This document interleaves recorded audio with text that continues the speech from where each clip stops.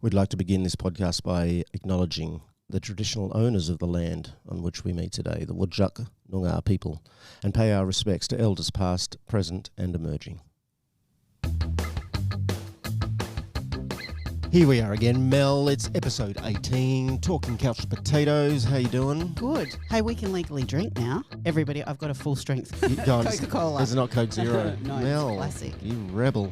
I'm sitting here with a Red Bull. That's pretty boring, actually. And we're missing our producer today. I should shout out to Jem. It's just me and you, Mel, today in the studio. Jem's got some urgent family business to attend to. Yep. I hope that's all going well. Yeah, me too. And we feel like kids in the house without mum. We've got Mum's this mixer board or whatever she calls it, her little baby. Yeah, and we're doing it all ourselves. And I'm not wearing pants. He is. She always insists I wear pants, and she's not here, so they're off, Mel. Gemma, he has pants on. You don't know. You can't see below the desk.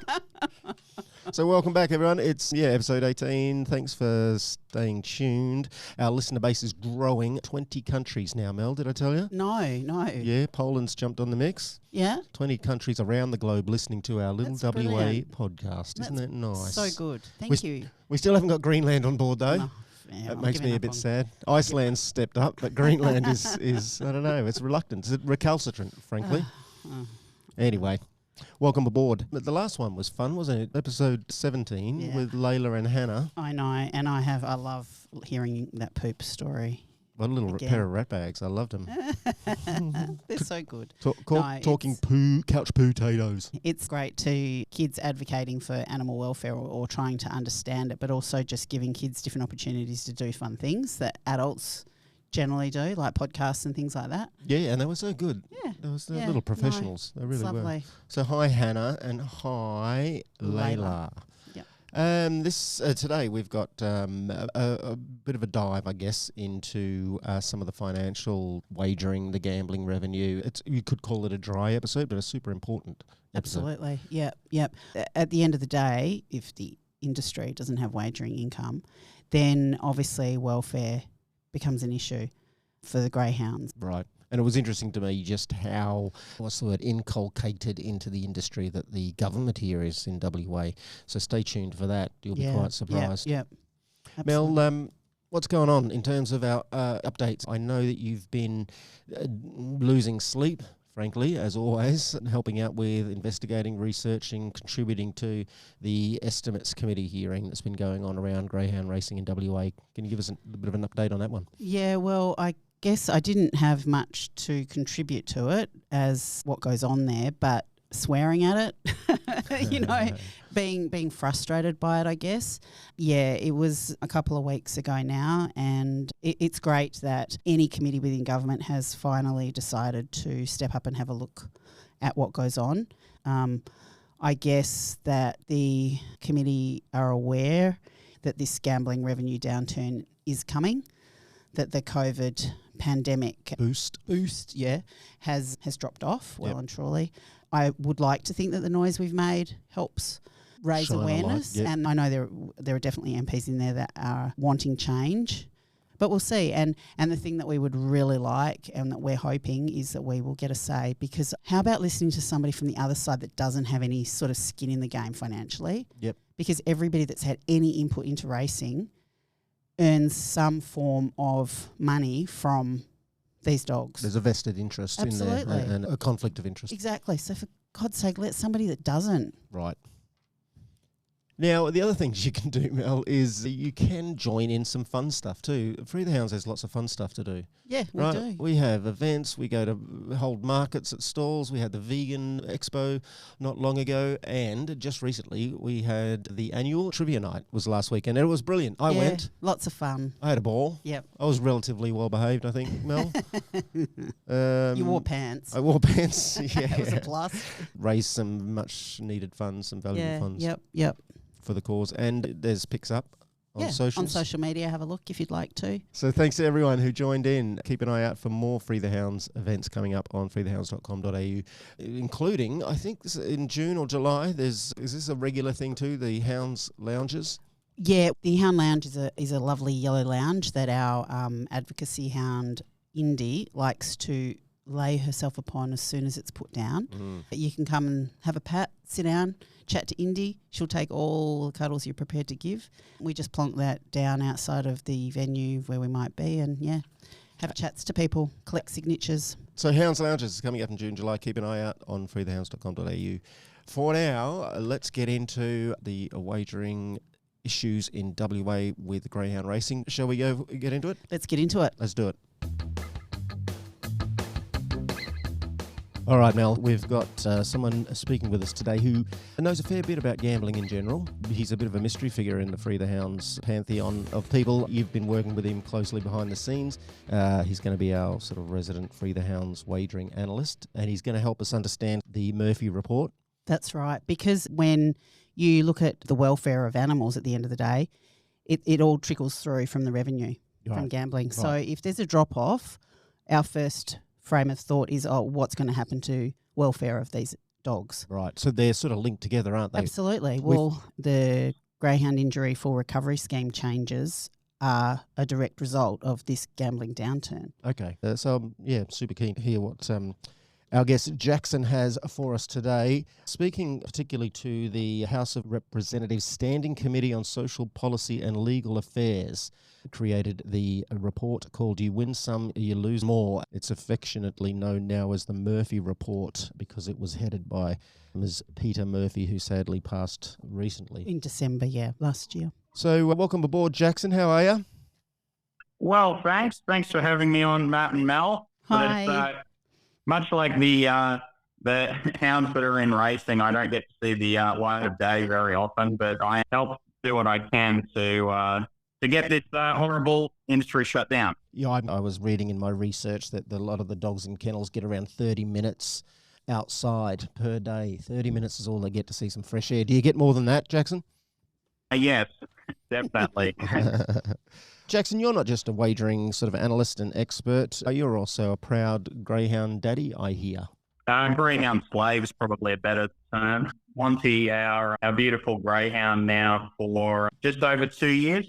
So, ever since I started learning a bit more about what goes on in the industry, it's probably time to start thinking about winding it down, and that's what we're all pretty committed to achieving. Well, once you get to know them, you do sort of get activated to get involved, don't you, to change, because you realise what beautiful creatures they are, and you just can't imagine that we put them through what we do. Specifically, could you tell us just a little bit about the Murphy Report? And some of the recommendations and changes that the report makes seem to have, gambling operators, the betting platforms, quite concerned. Can you tell us a bit about that? Yes, they are very concerned. But basically what happened was during COVID, there was a big uptick in betting because people were locked down, and the job payments probably also had a large effect. But the other thing that did was there was a lot more focus paid on the bookmakers and what was going on there, because the government was sort of getting reports of increased levels of gambling harm. So they set up the inquiry to look into gambling harm, and basically they called all the CEOs of the big bookmakers in, the head of the AFL and NRL in, the Alliance for Gambling Reform, who's advocating for better protections for problem gamblers. And so that was the inquiry headed up by Peter Murphy, which is why the subsequent report was called the Murphy Report. And basically they came up with 31 recommendations, sort of looking at what they were most concerned about with the way bookmakers operated, and also particularly with regards to advertising, because if you've ever tried to watch a game of footy or just about anything else, it's pretty hard to do so without being spammed with truckloads of ads. To have gambling advertising, there's been a big sort of ramp up in the amount of ads, because the bookmakers are sort of aware this may well be shut off to them pretty soon. So they're spending up big in the time while we're waiting for the recommendations to be acted upon or not. Right. But the other things that are interesting, particularly the report was concerned about inducements, particularly the promotions which are offered to customers to basically ensure that they're betting more, and mainly the sort of predatory tactics that the bookmakers use with their VIP programs and customize incentives to trigger those problem gamblers that may otherwise have been able to avoid betting. But that was one of the main things they looked at. But they also, some of the other recommendations were just to do with general conduct of the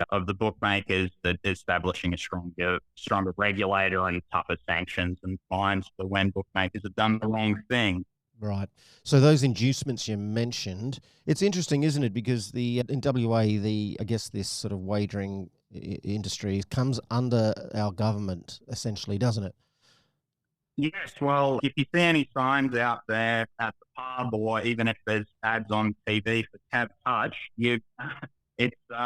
that's the WA government at work. But it's a weird technicality, and it's not the same in any other states. But the WA government still owns the WA TAB, and if you go back in time, that's where sort of all of betting used to be. It used to just be on racing. There wasn't any betting on sports, and the state sort of operated the TAB, and that was where basically everyone bet. And obviously, as technology advanced, more people started moving online, and all of the other corporate bookmakers sprung up. But yes, if you see any ads out there for Tab Touch, I know that there was a big campaign that had Gene Simmons from KISS on it for Tab Touch. But whenever you see Gene, you know that he's been partying every day on the WA taxpayer dime, because that's who's paying for these big ad campaigns, taxpayer.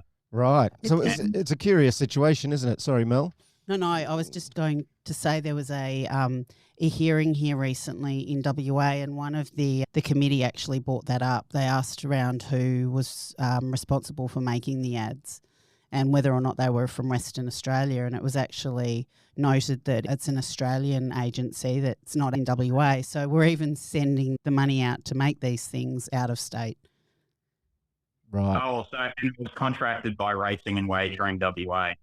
Yes. Right. So basically what we're seeing is a situation where the government, while giving lip service to a lot of the dangers of gambling for the community, trying to give the impression that they're doing the best work they can to minimise harm to community, are also intimately involved with the promotion, marketing, inducements for more gambling. It seems like a curious situation to me. It's extremely ironic, because you've got the sort of two different branches of government fighting against each other. Because on one hand, the federal government's saying we need to crack down on advertising and inducements, and on the other hand, the WA government, if you read the most recent Racing and Wagering WA annual report, you'd see that there was a lot of stuff about new marketing strategies and new ways to retain customers and stuff like that. So they're very much pushing against each other, and I'm not sure if there's been any consultation from the federal government, because it seems very hypocritical when you've got one of the states who's sort of actively promoting the things that the federal government's trying to address. But I imagine that's one of the many reasons why the WA government's been trying to offload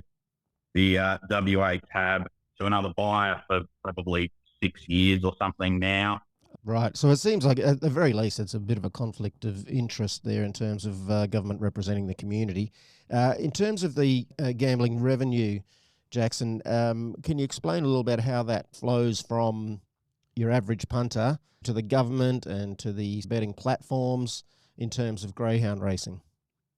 Oh, well, there's three main streams, and in WA, as we've acknowledged, it's very different to the other states, because the government still owns the WA tab. The profits of that business go to Racing and Wagering WA RAWA.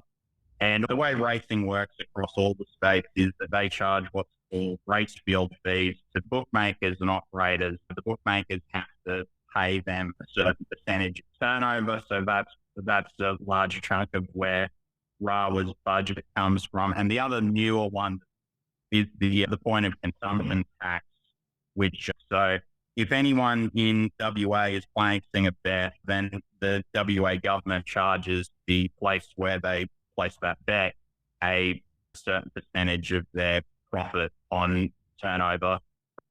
Right.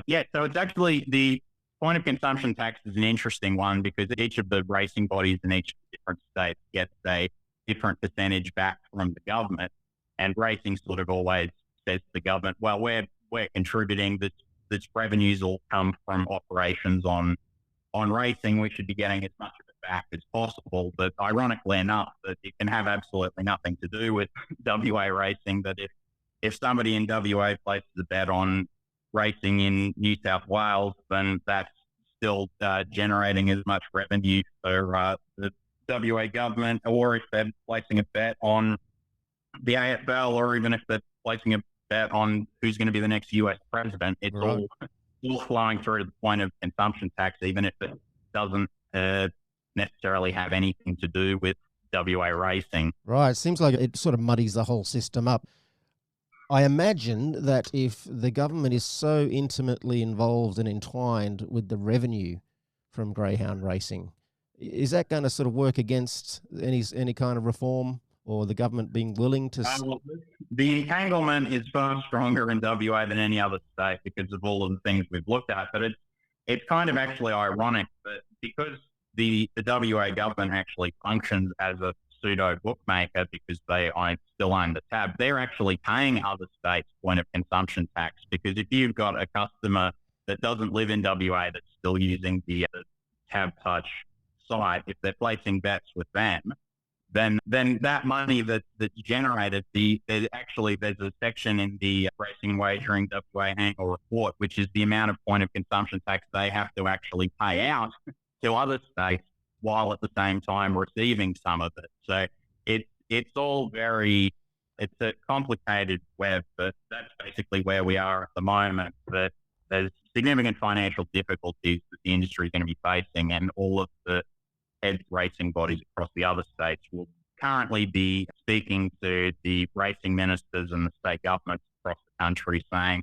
well, we've got a bit of a short-term funding crunch here. Can you give us a little bit more money to tide us over before things get better? Right. And not accurately representing the fact that things may not get better if there's a number of other factors at play. A turnover would decline significantly more. That's something as well that Ian Edwards brought up in the hearing recently, was the fact that he was asked a question, and I'm not quoting directly here, but about the profit. And he said that in that year that they were discussing specifically, he said the profit was actually the outlier. In other words, it's far more usual to have a loss for it. So that's what Free the Hounds are questioning is, well, if they're losing money because it's state-owned, who pays for it in the end? Who has to prop it up? And that's where I think, it goes back to our whole thing with welfare. They've got to make cuts. Where are those cuts going to be made? Definitely. And my understanding of RAWA's finances were that it was a rare thing that during the COVID period, they actually started posting a profit, because if you go back to 2018, 2019 of the state government desperately needing to sell the WA tab because they were running on cash reserves and they were struggling, they were concerned about the long-term funding of the industry. But the point that Ian Edwards was making in his recent communications was that because of the spike in turnover during the COVID period, there were a lot of increases in prize money participants made during that period, because the participants had been long calling out for increases to prize money because, well, the Greyhound trainers aren't generally overly well off, but they're very happy to get paid more, especially because their expenses have jumped significantly, because everyone knows that the cost of food's not what it was.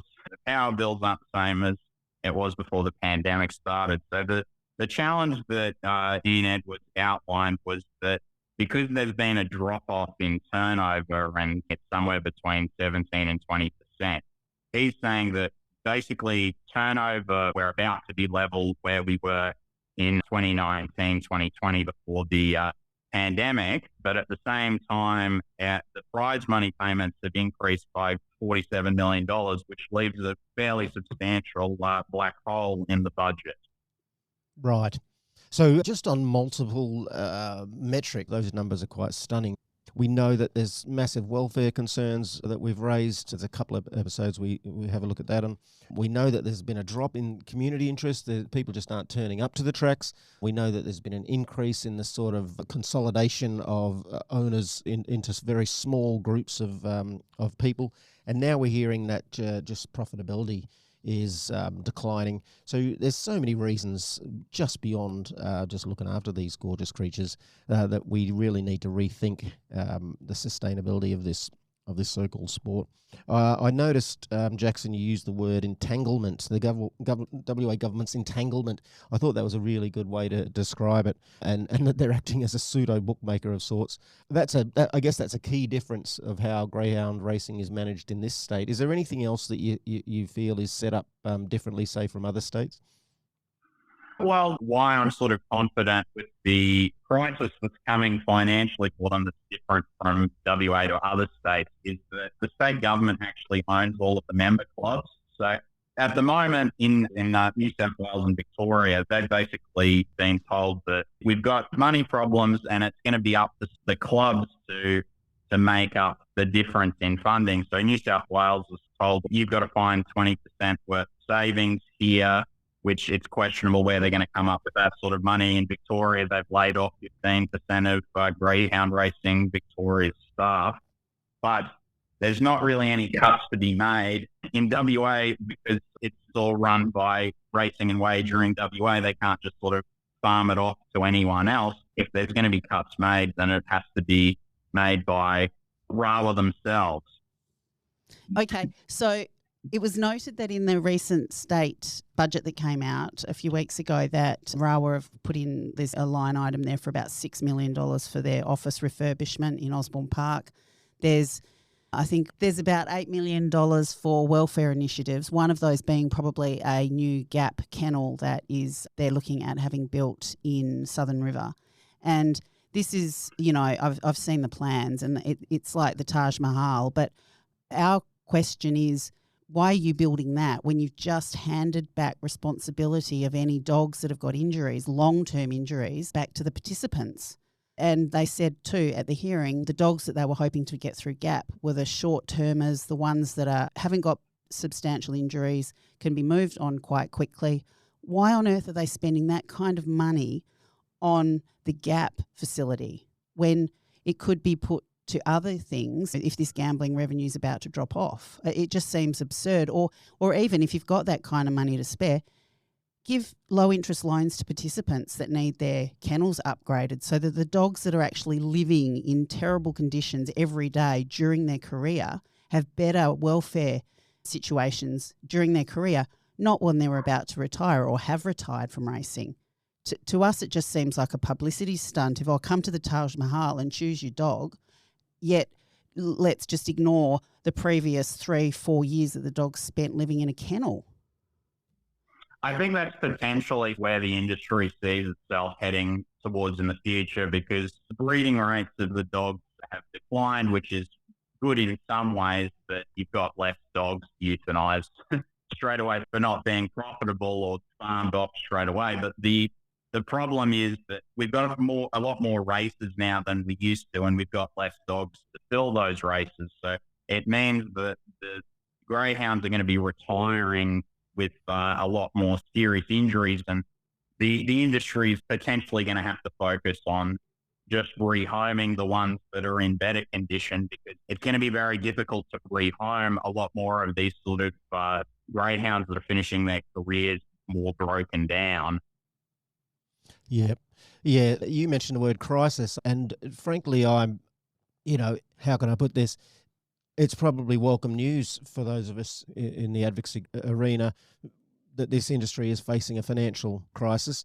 Go back to episode 13, where we explain our petition, which has a number of sort of asks, Mel, and one of them does involve a period of phasing out, because this will affect some people in terms of ending the sport, but we've advocated that there'll be a phasing out period, so this crisis, when it hits, can be somewhat sort of ameliorated. Minimised. Yeah. We've got a phase out period that it's finished by 2028. So, and that during that time, all dogs are rehomed. There's caps on breeding comes in right away, and that any dogs imported from the East Coast are halted, because that's a problem that we find. There was a dog here that broke its leg just a few weeks ago, and it was a perfect example. It'd run majority of its career in Victoria, came over here, had about 5 races, and then broke its hock.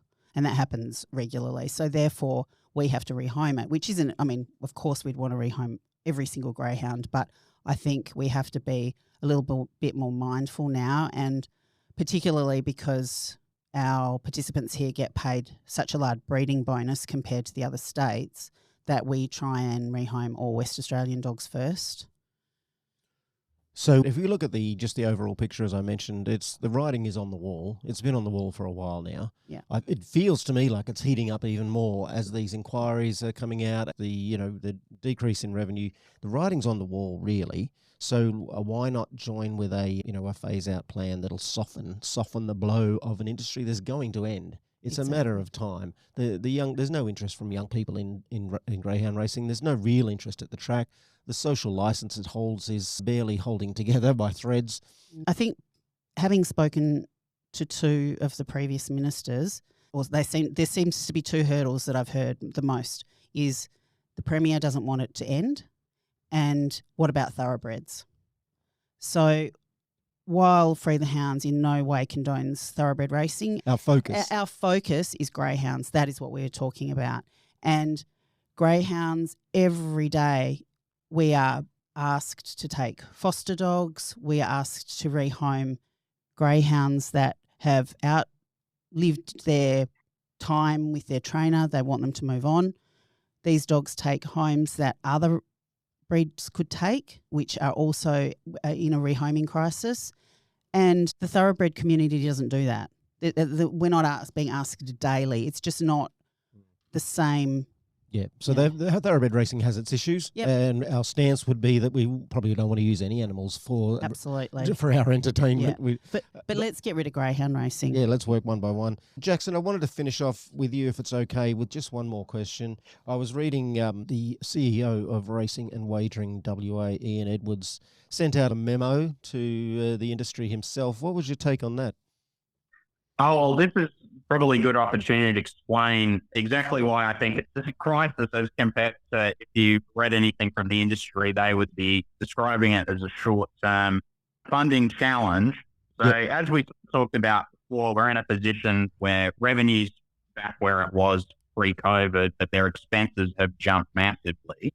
Mr. Edwards' position is probably that, well, you just sort of have to stick by it, state government, and we might need a little bit more money in the short term to see us through, but just wait another year or so and we'll go back to steady growth and you don't have to worry about us. But Mr. Edwards is probably ignoring that there's a number of other challenges that aren't readjustment based on post-pandemic period, that the impact of taxes on bookmakers is having a large downward impact on turnover. And as we were talking about before, he even noted it in his letter saying that at a federal level, looming changes impacting both advertising and customer generosities will contract the wagering market further.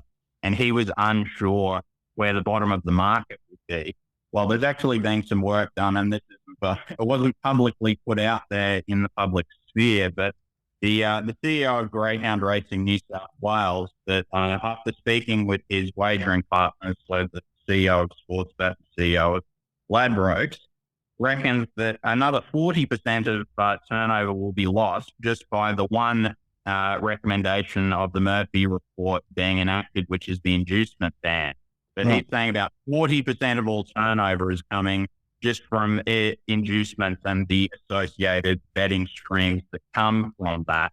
And he actually put sort of financial figures on what he thought that would cost Greyhound Racing New South Wales. And they would lose out on 2/3 of all prize money that they paid out, or every cent they spent on GAP, all the welfare programs, all rehoming, any cent they spent on helping out greyhounds, all of that money would be gone. And it was to the tune of, I think he was estimating about $20 million a year it would cost them. And that's just one recommendation from the report, that obviously the impact of advertising being cut back isn't going to help them. We're a month away from betting with credit cards being banned. That's obviously going to decrease turnover as well.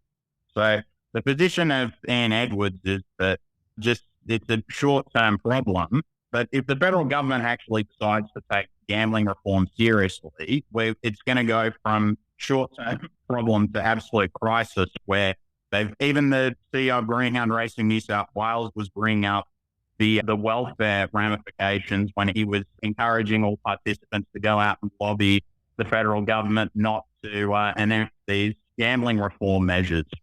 Right. So it's no wonder then I've been in a little bit of my research, I've noted that they do seem to be quite worried about this report. And also it seems there's a bit of obfuscation going on in terms of releasing the report, in terms of kind of backdoor channel meetings happening with stakeholders, industry figures with a vested interest in continuing to reap the revenue from Greyhound racing. So there's been a bit of concern about how transparent the current minister's been in releasing the report, in adopting its recommendations. So I would recommend anyone who's keen on this stuff to go and do a deeper dive into it. It's the House of Reps Standing Committee on Social Policy and Legal Affairs report called You Win Some, You Lose Some. It's now known as the Murphy Report, and 31 recommendations which seem to have rattled the cage, I guess, of the industry. We'll have a link to that. If you've got any questions or need some clarification, because it can be some pretty complex stuff here, thanks for breaking it down to us, Jackson. But if you've got any questions, give us an email,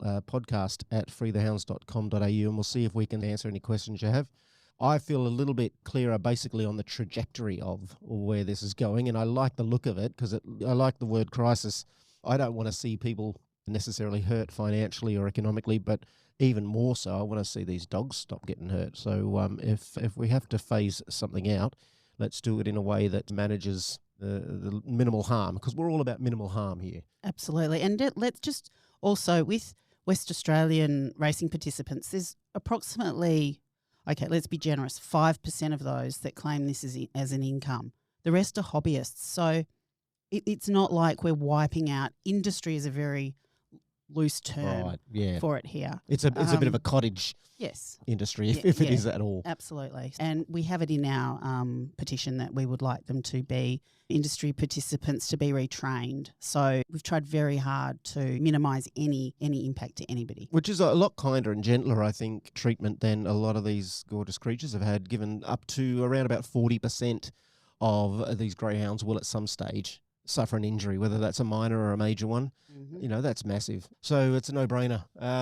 We're going to have to wrap it up there. Jackson, thank you so much for breaking some of this down. Thanks for giving us a picture of another reason, really, why this so-called sport really needs to be phased out. Financially, it's just heading over the cliff from what I can gather from what you said. Yeah, very, very confident about that. And it's getting to the point where, considering most of the participants are hobbyists, we shouldn't be feeling overly bad about if their hobby is no longer sustainable or affordable. Like I would love to have the hobby of traveling to the Mediterranean every winter, but if you can't afford to do that, not exactly something that the government should be feeling all too bad about shutting down, especially if it's spot on. If it's harming a lot of dogs in the process. Thank you so much for your time, and a big shout out to Monty. I heard him barking in the background now and then, so I think he was barking his support for Dad. We'd love to have you on again down the track, maybe when we see sort of the fallout from the Murphy report, when it's fully released, when the recommendations are looked at. Would you rejoin us and help us sort of do a breakdown of that? Of course. I'll head back into the Free the Hounds office/basement in the meantime. All right, thank you, Jackson, for joining us for your 1 hour of Out of the Dungeon time. How was that, Mel? That was a bit eye-opening, wasn't it? Yeah, it's heavy, but you know, I think if anybody's going to make decisions, you need to be educated. You need to know all the bits and pieces. Well, I like the way that what we try and do in this podcast is attack it from all different angles. I think my number one angle is the welfare concerned. But as you've said many times before, Mel, what government listens to is the money trail. Yeah, sadly. And so thanks to Jackson for basically outlining that the industry's heading over a cliff financially. Yeah. So let's put some little safety nets near that cliff to help the people who are already in the industry. Let's find a way to phase it out in a way that causes minimum harm, which is more than we can say sometimes the industry does to the creatures themselves. Absolutely. So thanks, Jackson, and thanks everyone for listening. Keep listening. We've got an amazing one. Next episode, we are speaking to Elle, who is part of the Greyhound Welfare Initiative. So we're going to do a bit more of a skirt back to focus on welfare. Join us for that one. Until then, just keep listening, keep sharing, sign the bloody petition, because the more signatures we get, the closer we get to ending this outdated, inhumane, unsustainable sport, and we can release the hounds.